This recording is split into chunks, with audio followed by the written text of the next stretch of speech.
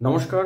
Astro research চ্যানেলে আপনাদের অতি প্রিয় কাছের মানুষ, পছন্দের মানুষ, ভালোবাসার মানুষ জ্যোতিষ আচার্য শ্রী সিদ্ধার্থ আবারও উপস্থিত হয়েছি। আজকে আবারও একটি নতুন অথচ গুরুত্বপূর্ণ বিষয় নিয়ে আপনাদের সাথে খোলাখুলি আলোচনা তুলে ধরতে। যারা আমার চ্যানেলের নিয়মিত দর্শক শ্রোতা বন্ধু তারা জানেন যে আমি বিভিন্ন এপিসোডে আপনাদের সামনে কিন্তু বিভিন্ন প্রকারের কিন্তু খুব ভাইটাল অথচ কিন্তু প্রাসঙ্গিক টপিক এবং বিষয়গুলি নিয়ে আলোচনা করি এবং তুলে ধরি। তো যারা আমার এপিসোড যারা নিয়মিত দেখেন এবং যারা ফলো করেন তারা জানেন যে আমি বিগত এপিসোডে আপনাদের সামনে আলোচনা তুলে ধরেছিলাম যে ইউরেনাস, শনি এবং রাহু একটি খুব দুর্লভ অর্থাৎ রেয়ার জ্যোতি, যা বহু বছর পর কিন্তু সংঘটিত হতে চলেছে মীন রাশিতে, এবং তার ইম্প্যাক্ট তাই নিয়ে কিন্তু আপনাদের সামনে আমি কিন্তু একটি সুন্দর অথচ কিন্তু গুরুত্বপূর্ণ এপিসোড আমি কিন্তু তুলে ধরেছিলাম। তো আজকে আমি আপনাদের সামনে তুলে ধরতে চলেছি তার পরবর্তী অংশ, অর্থাৎ রিলিজিয়াস পোলারাইজেশন 2025, অর্থাৎ 2025 সালে রিলিজিয়াস পোলারাইজেশন বা ধর্মীয় উন্মাদনা চূড়ান্ত পর্যায়ে যা পৌঁছতে পারে এবং এর ইম্প্যাক্ট কবে থেকে শুরু হতে পারে এবং আগামী 10 বছরে আমাদের বিশ্ব তথা গোটা পৃথিবী কোথায় গিয়ে পৌঁছবে তাই নিয়ে কিন্তু ডিটেলিং আলোচনা।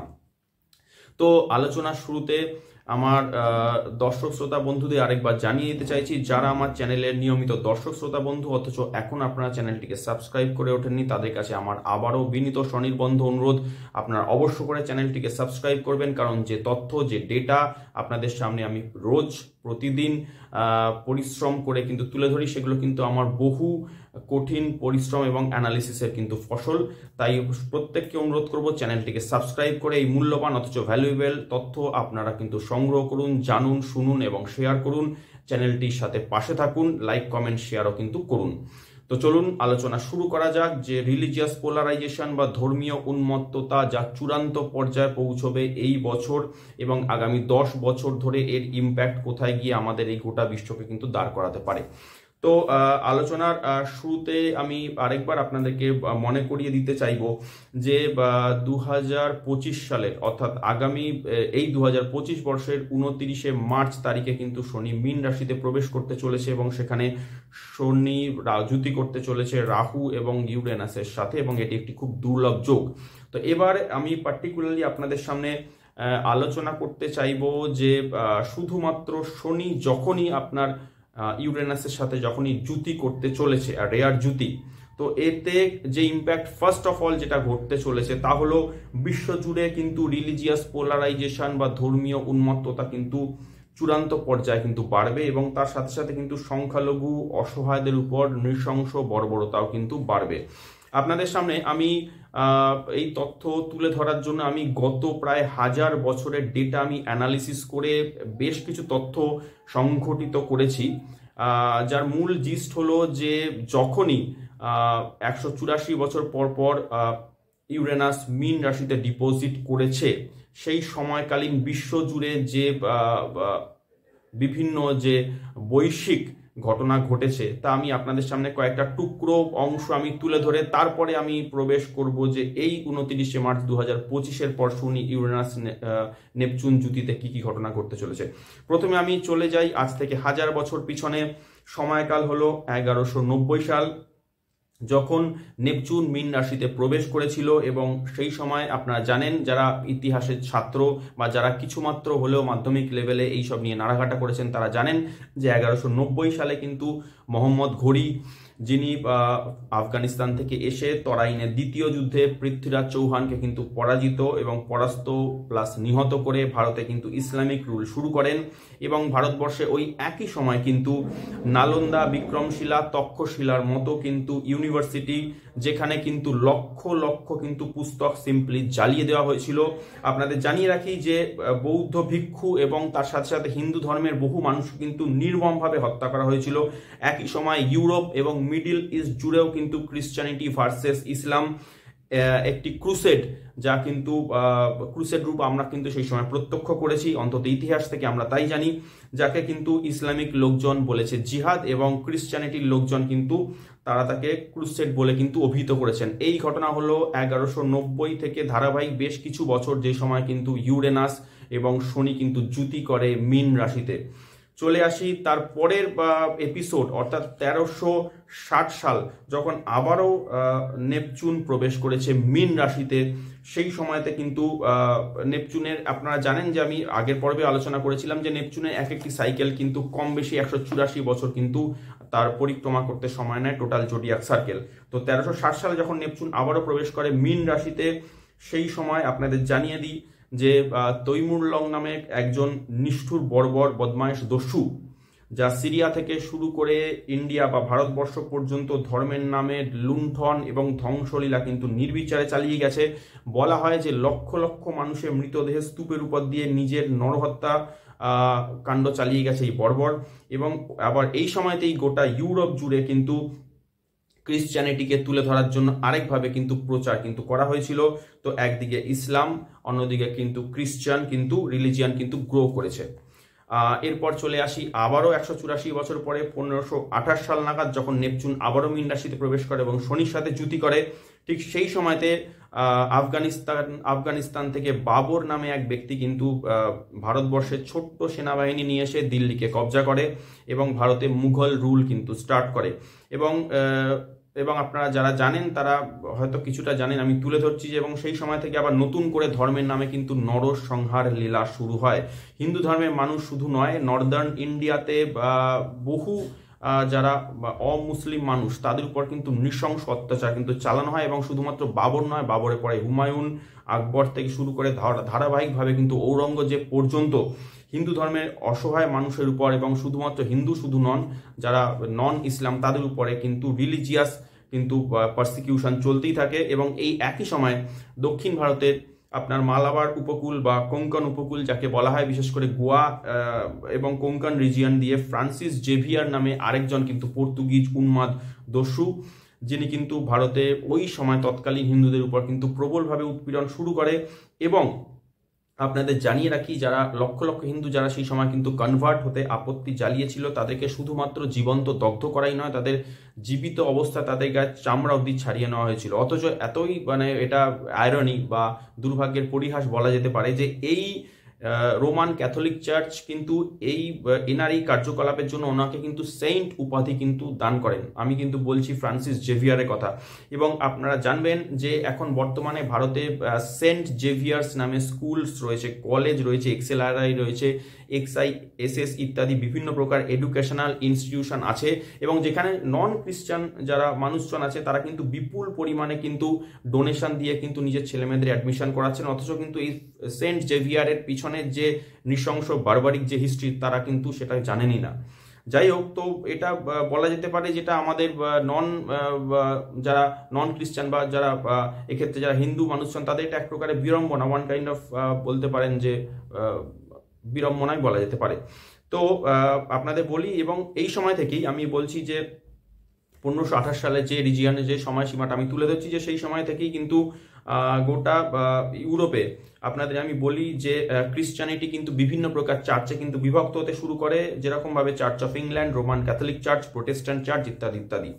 চলে আসি এর পরের সময়সীমা, যেটা হলো 1700 শতকের শেষ দিকে, অর্থাৎ অ্যারাউন্ড 1695 সাল নাগাদ যখন নেপচুন আবারও মীন রাশিতে প্রবেশ করে এবং শনির সাথে সেখানে যুতি করে। তখন ফ্রান্সের রাজা চতুর্দশ লুই তিনি রোমান ক্যাথলিক চার্চ কিন্তু ফ্রান্সের অফিসিয়াল রিলিজিয়ান হিসেবে ঘোষণা করেন, এবং অন্যান্য খ্রিস্টান চার্চগুলোকে কিন্তু সিম্পলি বিতরণ কিন্তু করা হয়, এবং অন্য ধর্মের মানুষদের হয় ধর্মান্তরিত করা হয় অথবা মৃত্যুদণ্ড কিন্তু দেওয়া হয়ে থাকে।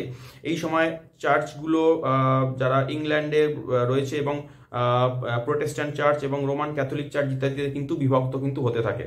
চলে আসি এর পরের এপিসোড, যেটা হলো 19 শতকের একদম শেষের দিকে, অর্থাৎ 1898 সাল নাগাদ যখন আবারও নেপচুন মীন রাশিতে প্রবেশ করে এবং শনির সাথে কিন্তু যুতি করে।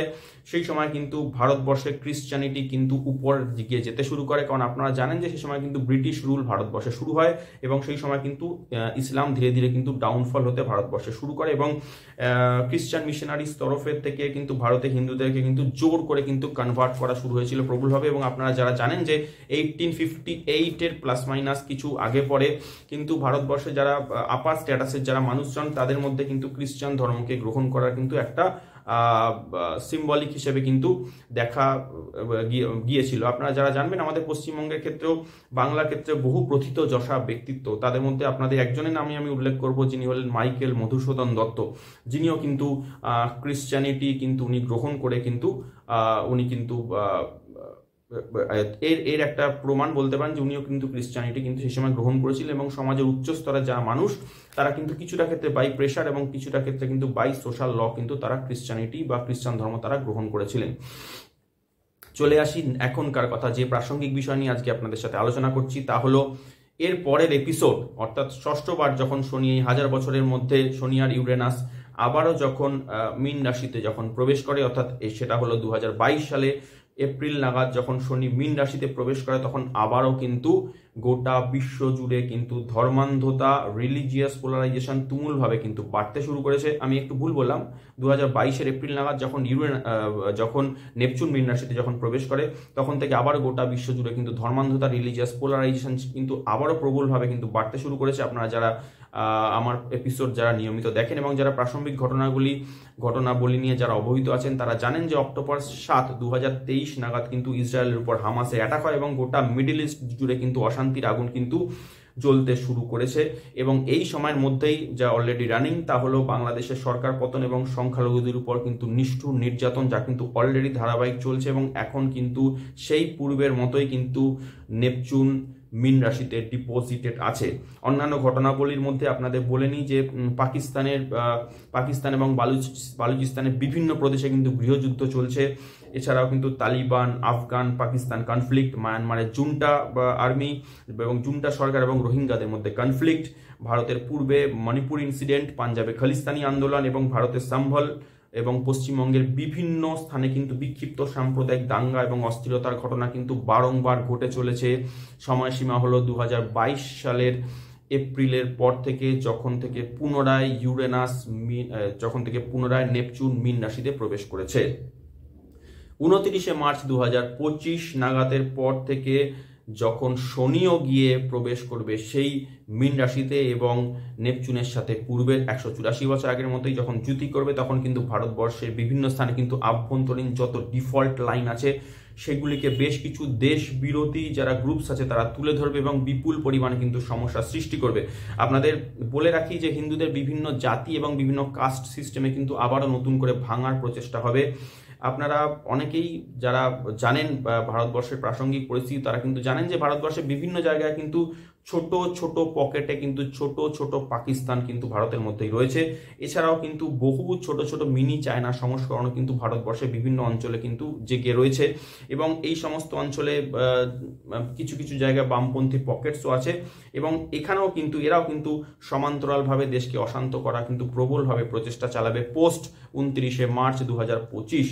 আপনাদের জানিয়ে রাখি এই সময় কিন্তু গভর্নমেন্টের তরফ থেকে অর্থাৎ কেন্দ্রীয় সরকারের তরফ থেকে বিভিন্ন বিল কিন্তু পাস হতে হবে এবং যেগুলি নিয়ে ইচ্ছাকৃতভাবে গুজব ছড়ানো হবে, বিক্ষোভ তৈরি করা হবে এবং এই ধরনের প্রোপাগান্ডা কিন্তু দেশ জুড়ে কিন্তু চালানোর চেষ্টা করা হবে এবং গণবিক্ষোভ কিন্তু তৈরি করার প্রচেষ্টা হবে। আপনারা এটা জানেন যে অতীতে একাধিকবার কিন্তু এইরকম ঘটনা হয়েছে যখন সিএএ বা সিটিজেনশিপ অ্যামেন্ডমেন্ট অ্যাক্ট কিন্তু পাস করা হলো, যখন সেই সময় এছাড়াও কিন্তু ফার্মার্স মুভমেন্ট বা কৃষক আন্দোলন পাঞ্জাবে ইত্যাদি দিয়ে কিন্তু বিভিন্নভাবে কিন্তু গণবিক্ষোভ কিন্তু তৈরি করা হয়েছিল এবং এই সব কিছুই কিন্তু কোনোটাই কিন্তু নর্মালি কিন্তু হয়নি, সবই কিন্তু ম্যানমেড।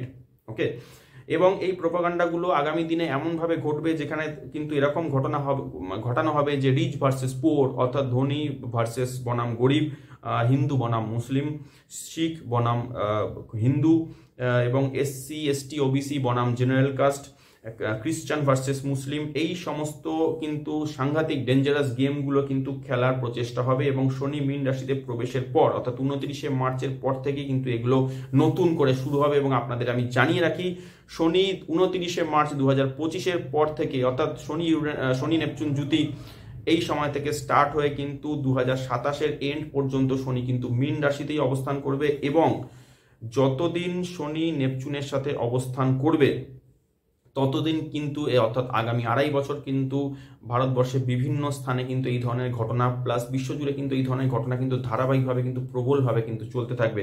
আপনাদের বলে নিই যে শনি মীন রাশিতে থাকাকালীন কখনো রেট্রোগ্রেড হবে, রেট্রোগ্রেড হয়ে কখনো নেপচুন থেকে পেছনে সরে যাবে, আবার কখনো বা মার্গী হয়ে পুনরায় নেপচুনের সাথে একই নক্ষত্রে কিন্তু জুতি করবে, মানব জুতি করবে, এবং পরবর্তী 2.5 বছর অর্থাৎ 2025-এর 29শে মার্চ থেকে 2027 সালের অন্তত পক্ষে এন্ড পর্যন্ত কিন্তু এই রকম এই শনি ইউরেনাস জুতি কিন্তু কখনো রেট্রোগ্রেড হয়ে কখনো ডিরেক্ট হয়ে কিন্তু একেবারে সেম নোট সেম নক্ষত্রে কিন্তু অন্তত নিয়ার বাই কিন্তু 2-3 বার কিন্তু ঘটবে, এবং সারা পৃথিবী শুধু নয় সারা দেশ জুড়ে কিন্তু প্রবল অশান্তি ঝামেলা কিন্তু চলতেই থাকবে।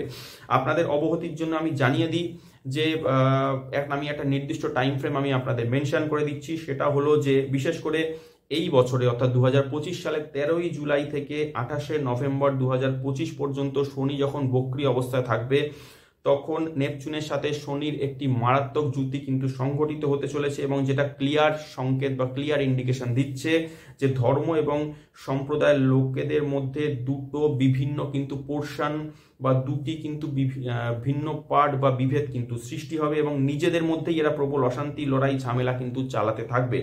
আপনাদের বলে দিই যে কিরকম ঘটনা হবে, যে নিজ নিজ সম্প্রদায়ের প্রতি অতিরিক্ত ইনক্লাইনেশন, অতিরিক্ত প্রীতি, অতিরিক্ত ভালোবাসা, অতিরিক্ত ঝুঁকে পড়া, এবং সেটা কিভাবে হবে যে আপনাদের বলি যে মীন রাশি হলো অস্থির রাশি অ্যাজ ওয়েল অ্যাজ কিন্তু জলীয় রাশি। তো এটা নির্দেশ করছে যে বিভিন্ন সম্প্রদায় এবং গোষ্ঠীর মধ্যে যে জিনিসগুলো এক্সিস্ট করছে না, অর্থাৎ কোনো গুজব, এমন কোনো রটনা যেটা অ্যাকচুয়ালি এক্সিস্ট করছে না, তাই নিয়ে কিন্তু আচমকা প্রবল মাতামাতি বা লড়াই কিন্তু শুরু হবে, এবং একটা ছোট্ট স্ফুলিঙ্গ থেকে কিন্তু বিরাট দাবানলের মতো কিন্তু এই ধরনের ঘটনা কিন্তু ছড়িয়ে পড়বে বিভিন্ন এলাকায়, বিভিন্ন অঞ্চলে। এবং আপনাদের বলি যে ঘটনা এরকম হবে, এই অশান্তি কিন্তু লম্বা সময় ধরে চলতে থাকবে, সেই সংকেত কিন্তু চার্টে আমি পাচ্ছি। এবং আপনাদের বলে নিই এইটা এভাবে হবে যে ধর্ম বনাম অধর্ম, সত্য বনাম অসত্যের মধ্যে কিন্তু এই লড়াই কিন্তু চলতে থাকবে। এবং আপনাদের বলি যে এই সময় চার্টে আমি যা পাচ্ছি তা হলো বিক্রম সম্বৎ চার্টের উপর কিন্তু ধর্মভাব বা রিলিজিয়াস যে ভাব যাকে বলা হয় 9th ভাবের উপর 6 থেকে কিন্তু নিচস্থ মঙ্গলের 4র্থ দৃষ্টি পড়বে, অর্থাৎ এই সমস্ত অশান্তি দাঙ্গা রিলিজিয়াস পোলারাইজেশন যে সমস্ত অঞ্চলে হবে সেখানে কিন্তু আর্মির কোনো বড় রোল বা বড় কিন্তু আপনার মানে যেটাকে বলা হয় ভূমিকা নির্দেশ করছে। এবং আপনাদের বলি যে এই ভয়াবহ রিলিজিয়াস পোলারাইজেশন কন্ট্রোল করার জন্য কিন্তু আর্মি বিভিন্ন অঞ্চল এবং বিভিন্ন এলাকা কিন্তু ধারাবাহিকভাবে টেক ওভার করতে থাকবে। আপনাদের আমি 5টা সুইচ ওভারের আমি ট্রিগার পয়েন্টের সময়সীমা আরেকবার জানিয়ে দিই। আমি গত পর্বে আপনাদের একবার আমি বলে দিয়েছিলাম যে 2020 সালে যখন শনি, প্লুটো এবং বৃহস্পতি মকর রাশিতে কিন্তু যুতি করে এবং কোভিড-19 দিয়ে কিন্তু 2020 থেকে আমার এই ধরনের ঘটনাবলী প্রথম শুরু হয়, সেটা ছিল first trigger point. Second trigger point হচ্ছে 2025 সালে শনি ইউরেনাস নেপচুন যুতি এবং যা ঘটতে চলেছে আপনার মীন রাশিতে, তা হলো সেকেন্ড ট্রিগার পয়েন্ট। এবং 2030 সালে শনি ইউরেনাস কনজাংশন ঘটবে আপনার বৃষ রাশিতে, সেটা হবে থার্ড ট্রিগার পয়েন্ট। 2031 সালে শনি ইউরেনাস কেতু কনজাংশন ঘটতে চলেছে, সেটাও বৃষ মিথুন রাশিতে হবে এবং সেটা হচ্ছে ফোর্থ ট্রিগার পয়েন্ট। এবং আলটিমেটলি বা ফাইনালি 2034 সালে কেতু নেপচুন কনজাংশন ঘটবে সেই মীন রাশিতে, সেটা হবে ফিফথ ট্রিগার পয়েন্ট। অর্থাৎ এভাবে 2020 থেকে শুরু করে 2035 সাল পর্যন্ত, যদিও যে 15 বছরের সময়সীমা, যদি আমরা অলমোস্ট 4+ ইয়ার্স কিন্তু আমরা ক্রস বা কভার আপ করে ফেলেছি, আমাদের হাতে এখন 10 বছর সময়সীমা আছে। অর্থাৎ আপনাদের হাতে সেকেন্ড ট্রিগার পয়েন্ট থেকে শুরু করে ফিফথ ট্রিগার পয়েন্ট অর্থাৎ 2025 থেকে 2035 পর্যন্ত আগামী 10 বছর নেপচুন মিনে থাকাকালীন একের পর এক কিন্তু ফ্যাটাল কনজাংশন বা সংযোগ বা যুতি ঘটতে থাকবে। তার সাথেই ভারতবর্ষ এবং ওয়ার্ল্ড ওয়াইড তুমুল অশান্তি অস্থিরতা কিন্তু চলতে থাকবে। 10 বছরে গোটা বিশ্ব কিন্তু আমূলভাবে পরিবর্তিত হয়ে যাবে। এবং আমি আগেও আপনাদের বলেছি যে ইস্টার্ন ওয়ার্ল্ড কিন্তু উঠে আসবে এবং কিন্তু ওয়েস্টার্ন ওয়ার্ল্ডের কিন্তু ডাউনফল হতে থাকবে। আপনাদের আগেও আমি মেনশন করেছি যে ইস্টার্ন ওয়ার্ল্ডের ক্ষেত্রে আপনাদের ভারতবর্ষ, জাপান সহ টোটাল ইস্টার্ন ওয়ার্ল্ডে যে কতগুলো কান্ট্রি, রাশিয়া রয়েছে, চায়না রয়েছে, এরা কিন্তু অনেক উপর লেভেলে উঠবে। এবং ওয়েস্টার্ন ওয়ার্ল্ড টোটাল কিন্তু ইউএস, মেক্সিকো, জার্মানি, কানাডা, আপনার যেটা হচ্ছে ব্রিটেন, ফ্রান্স, এই সমস্ত যত দেশ এরা কিন্তু ক্রমশ কিন্তু নিচের দিকে নামতে থাকবে। তো আপনাদের যেটা আমার বলার মূল বিষয় এই পর্বের, যেটা আমার মূল উপজীব্য, তা হলো এই যে রিলিজিয়াস পোলারাইজেশন বা যে ধর্মীয় অস্থিরতা বা ধর্মীয় উন্মত্ততা, যা কিন্তু বিভিন্ন স্তরে সমাজের ঘটবে এবং আগামী 10 বছর ধরে কিন্তু চলতে থাকবে প্লাস মাইনাস, যা 29 মার্চ 2025 থেকে কিন্তু সেকেন্ড ট্রিগার পয়েন্ট দিয়ে প্রবলভাবে শুরু হবে। তো সেই হিসেবে আপনাদের আমি আরেকবার বলে দিই যে আগামী দিন কিন্তু আসছে খুব সমস্যা বহুল এবং খুব সংকটবহুল। তাই সকলকে আমি পূর্বের এপিসোডের মতোই কিন্তু সতর্ক করে দিয়ে বলবো, জাগুন এবং সচেতন ও সতর্ক থাকুন।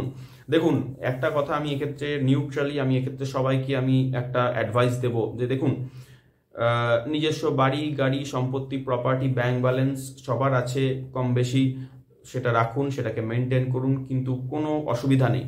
কিন্তু একটা কথা খেয়াল রাখবেন, যদি এই ধরনের কোনো অস্থিরতা বা এই ধরনের সমস্যা কিন্তু ধারাবাহিকভাবে চলতে থাকে, তাহলে মনে রাখবেন যে আপনি যে সমস্ত প্রপার্টি আপনি অ্যাকোয়ার করেন বা যা আপনার হাতে যে অ্যাসেটস আছে, সেইটাকে রক্ষা করার মতো স্ট্রেংথও কিন্তু আপনাকে রাখতে হবে। দেখুন, এমন যেন না হয় যে দেখা গেল যে অশান্তি বা রিলিজিয়াস কনফ্লিক্ট এমন একটা জায়গায় পৌঁছলো যে আপনাকে নিজের গাড়ি বাড়ি প্রপার্টি ফেলে আপনাকে পালিয়ে যেতে হলো। তাই এটা আপনাদের সকলকে আমি অনুরোধ করব যে যে যে নিজ নিজ এলাকায় নিজ নিজ অঞ্চলে আছেন, এই ধরনের ঘটনা কিন্তু বিভিন্ন জায়গায় ছোট বড় নানা রকম ভাবে কিন্তু ঘটবে বিভিন্নভাবে কিন্তু আপনার পলিটিক্যাল লেভেল সহ বিভিন্ন ন্যাশনাল ইন্টারন্যাশনাল লেভেলে কিন্তু নানা প্রকারভাবে কিন্তু ইনিশিয়েশন আসতে পারে, প্রভোগ আসতে পারে। সেটাকে কিন্তু চেষ্টা করবেন, আমরা যারা সোশ্যাল সামাজিক মানুষ, যারা কিন্তু আমরা খুব কমন লেভেলে কিন্তু বিলং করি, আমি প্রত্যেক কমন সাধারণ মানুষকে অনুরোধ করব যে আপনারা খুব সতর্ক সাবধান থাকুন। যে কোনো প্রকারের কনফ্লিক্ট, কোনো প্রকারের ঝামেলা, অশান্তি যাই ঘটবে সেটাকে বাড়তে দেবেন না, সেটাকে সেখানেই কিন্তু আপনারা স্তীমিত বা অফ করে দেওয়ার চেষ্টা করুন। কারণ একটা কথা মনে রাখবেন যে একটা ছোট্ট স্ফুলিঙ্গ থেকে কিন্তু এই ধরনের ঘটনা শুরু হয়, হয়তো যার পেছনে পরবর্তীতে কিন্তু অ্যাকচুয়াল কোনো রিজনও পাওয়া যাবে না, কিন্তু টোটাল একটা বিরাট বড় কিন্তু কনফ্লিক্ট যখন শুরু হয়ে গেলে যে পরিমাণে ক্ষতি বা যে পরিমাণে কিন্তু একটা ধ্বংস হবে, সেটা কিন্তু প্রত্যেকের পক্ষেই কিন্তু সেটা শুভ বা মঙ্গলজনক নয়। তাই সকলকে আমি অনুরোধ করব যে ফিজিক্যালি এবং মেন্টালি এই সময় কিন্তু নিজেরা শক্তি সঞ্চয় করুন বা নিজেরা কিন্তু স্টেডি থাকুন, এবং যে কোনো পরিস্থিতি যদি আসে সেটাকে কিন্তু যেন খুব ঠান্ডা মাথায় কিন্তু ট্যাকেল করতে পারেন। আপনাদের আমি সকলকে আরেকবার বলবো যে সতর্ক থাকুন, সচেতন থাকুন, নিরাপদে থাকুন, এবং যে কোনো কঠিন পরিস্থিতিতে কিন্তু ঠান্ডা মাথা থেকে পরিস্থিতিকে মোকাবিলা ভালোভাবে করুন, এবং চেষ্টা করুন নিজ নিজ অঞ্চলে প্রত্যেকের শান্তি, সম্প্রীতি, সদ্ভাব, সৌভ্রাতৃত্ব বজায় রেখে এই কঠিন সময় যেন আমরা একত্রে হাতে হাত মিলিয়ে যেন ভালোভাবে পেরিয়ে যেতে পারি। তো বন্ধুরা, আজকের এপিসোড এইটুকুই। আশা করব আপনাদের এই আজকের আলোচনা ভালো লেগেছে। যদি ভালো লেগে থাকে অবশ্য করে চ্যানেলটিকে সাবস্ক্রাইব করে পাশে থাকবেন, লাইক কমেন্ট শেয়ারও করবেন।